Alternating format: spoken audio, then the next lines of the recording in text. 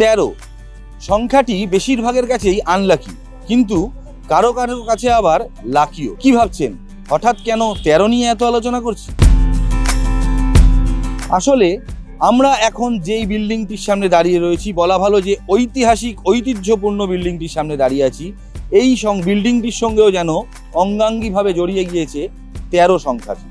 আমরা এই মুহূর্তে দাঁড়িয়ে রয়েছি রাইটার্স বিল্ডিং এর সামনে, যার আরেক নাম মহাকরণ।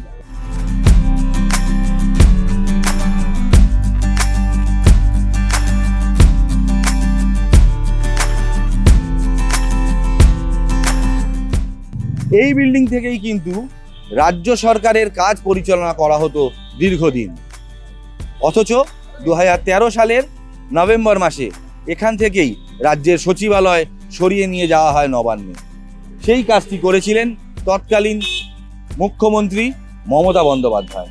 আর আজ প্রায় 13 বছর বাদে আবার নতুনভাবে সাজো সাজো রব উঠেছে রাইটার্স বিল্ডিংকে কেন্দ্র করে। বিজেপির যে নতুন সরকার গঠিত হতে চলেছে, তারা তাদের রাজপাট সামলাবে এই মহাকরণ থেকেই। তাদের সচিবালয় হবে এই রাইটার্স বিল্ডিং।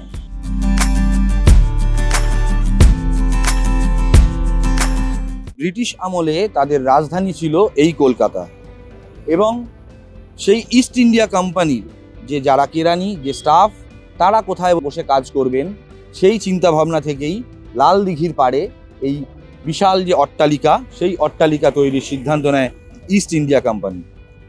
1777 সালে টমাস লিও ব্রিটিশ ইস্ট ইন্ডিয়া কোম্পানির এই সচিবালয় তৈরির কাজ শুরু করেন। এটিই কিন্তু কলকাতা শহরের প্রথম 3 তলা ভবন। ব্রিটিশ বিরোধী যে স্বাধীনতা সংগ্রাম, সেই স্বাধীনতা সংগ্রামের সাক্ষ্যও কিন্তু বহন করে এই বিল্ডিং। 1930 সালের 8ই ডিসেম্বর এই বিল্ডিংয়ে ঢুকেই কর্নেল সিম্পসনকে হত্যা করেছিলেন বিপ্লবী বিনয়, বাদল ও দীনেশ।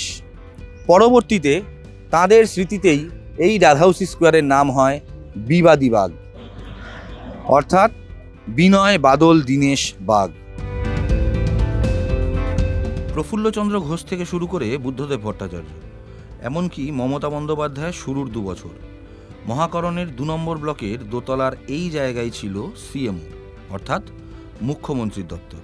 2011 সালের 13ই মে শেষবার এই দপ্তর থেকে বেরিয়ে এই সিঁড়ি বেয়েই শেষবারের মতো মহাকরণ থেকে বেরিয়ে এসেছিলেন বুদ্ধদেব ভট্টাচার্য।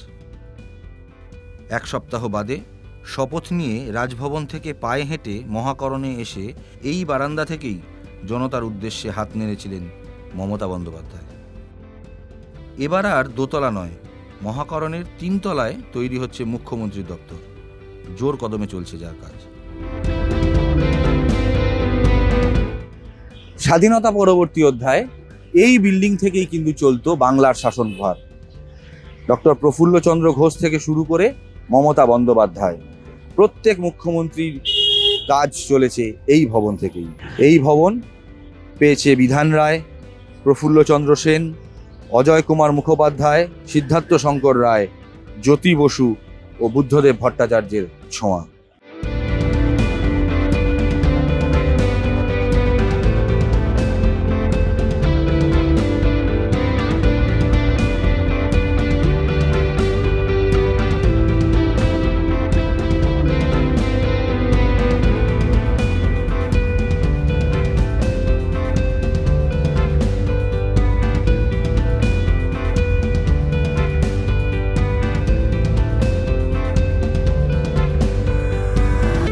ফলো করুন সংবাদ প্রতিদিন ডিজিটাল।